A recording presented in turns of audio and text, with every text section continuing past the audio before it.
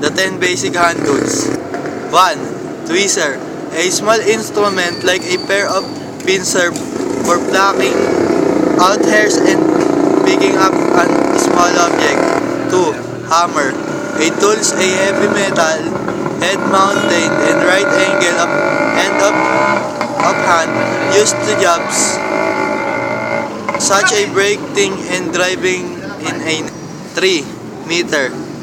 The fundamental unit of length in the metric system equal to 100 cm or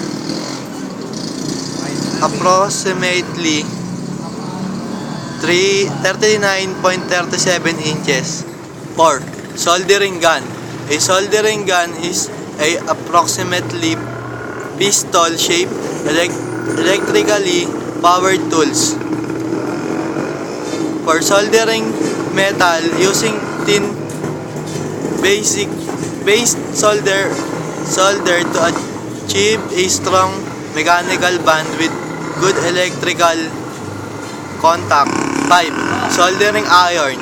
A tool used for melting solder and applying it to metal that are to be joined. Screwdriver minus. Number 6.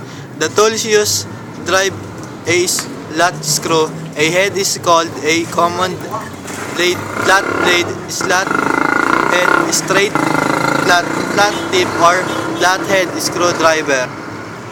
Screwdriver plus. Number 7. The tools used to drive a slotted screw head is called common blade.